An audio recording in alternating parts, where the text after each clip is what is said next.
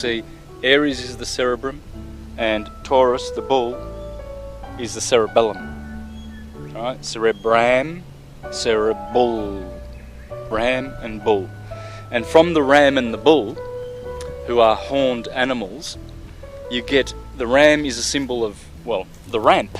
Ramp and ramming things comes from the ram and his horns. And the bull, of course, you know how the bull charges and uses its horns.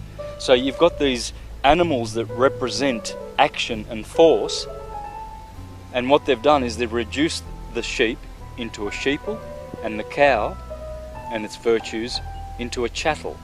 And they'll tell you in their contracts, they'll put chattel in there, because they want to own all the chattel. So these good animals that have virtues, all animals have virtues. This is why the Egyptians had, a jackal-headed god, they'd have a crocodile-headed god, because those animals have got virtues, godly virtues, and as humans do. So we are basically just honouring that virtue. But see, the animals weren't meant to be eaten. And the animals that we do eat are the very animals that turn us into the animals that they want us to be. This is why the Jews and the Muslims will not eat swine, but they're allowed to give it and sell it to the Goyim, because that's their law. And simply because if they're dumb enough to eat swine and become a swine, because you are what you eat, that's how they've turned humanity into swine. They give you beef so that you can be a chattel, part of their property. They give you mutton so you can be a sheeple and follow along. They give you fish so you can be in the element of water, ignorant. Water is considered to be ignorance, and air is, we are breathing air. Man breathes air. He doesn't live in the water, he lives in the air. So air is the symbol of intelligence. So fish is to, the Egyptians never ate fish because they said, well, why? We become stupid when you eat fish, because they're dumb.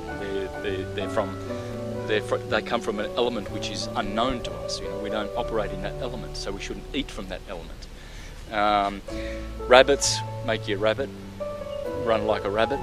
Chicken, so you can be chicken-livered coward. Goat, so they can make you a sacrificial goat and a scapegoat, as they say in their great cry for war. On you go, onward, Christian soldiers, off you go to war. We will make the uniforms as we've ever done before. And so, they'll tell you that you can sit in a cafe and have bacon and eggs, and you're sophisticated. You can have a nice latte, cappuccino, or something sophisticated, and you're sitting there and you're eating a pig's bum, and you are supposed, you imagine that you're intelligent. This is all done deliberately, and not only have they genetically modified all the breeds that we recognise, the pink pig, the Roman elite, they hybridised the hog, the wild hog, with human DNA, and made the pink, conventional pig that we have out of human DNA. And so it's really cannibalism. It's the lowest, absolutely the lowest form of food you can eat. So very important to modify what you eat as you do all things like this.